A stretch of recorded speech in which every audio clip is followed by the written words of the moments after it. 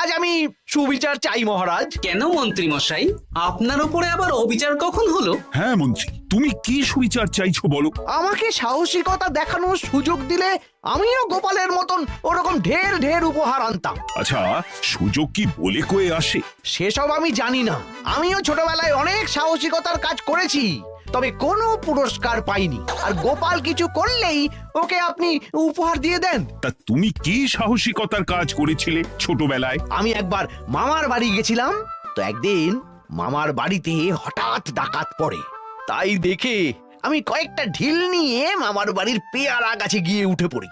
তারপর যখন ডাকাতের দল ডাকাতি করে বাড়ি থেকে মালপত্র নিয়ে বেরোচ্ছে, আমি আক্রমণ করি।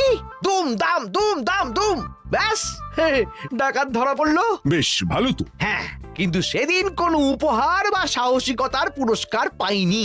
পুরস্কার দিতে হলে আমাকেও দিতে হবে, কারণ আমি প্রথম পেঁচো ডাকাতকে ধাওয়া করেছিলাম। যদি না উপহার পাই তাহলে আমি ঝামেলা করব। কিন্তু হঠাৎ করে কোনো কৃতিত্ব ছাড়া তো আর কাউকে সাহসিকতার পুরস্কার দেওয়া যায় না। তার আগে কিছু সাহসিকতার কাজ করে দেখাতে হবে, তারপর বিচার বিবেচনা হবে, তারপর তাকে সাহসিকতার পুরস্কার দেওয়া হবে। তাহলে আমাকেও কোনো সাহসিকতা দেখানোর সুযোগ দিন মহারাজ। কি হয়েছে সভাকবি, রাতের বেলা হঠাৎ? আর তোমার চোখ মুখের অবস্থা এরকম কেন? মহারাজ, কৃষ্ণনগরে ঘাটপাড়ের ভূত আমার সর্বস্ব লুট করে নিয়েছে মহারাজ। ধুর, কি যা তা বলছো তুমি? সত্যি বলছি মহারাজ, আমি আমার একটা কাজে নদী পেরিয়ে ওই পাড়ে গিয়েছিলাম। একটু আগে এই পাড়ে এসে নৌকো থেকে নেমে ঘাটের সামনে থেকে একটা গরুর গাড়িতে উঠি। তারপর কিছু দূর আসতেই একটা পোড়ো বাড়ির সামনে গাড়োয়ান গাড়ি থামিয়ে বলে আর যাবে না। আর কারণ জিজ্ঞেস করতেই গাড়োয়ান আমার দিকে মুখ ফেরায়।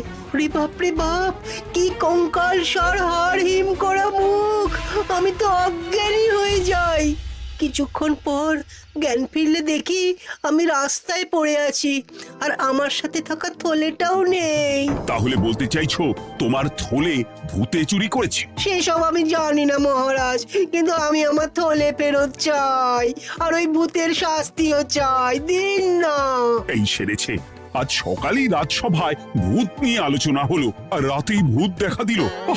এবার ভূতকে আবার কে ধরবে? মহারাজ, আমার থলেতে অনেক দামি জিনিসপত্র ছিল। ঠিক আছে সভাকবি, তুমি এখন বাড়ি যাও, আমি দেখছি কি করা যায়। এই সুযোগে মন্ত্রী, জ্যোতিষী, পণ্ডিতদের সবার একবার করে সাহসিকতার পরীক্ষা নিয়ে নেব।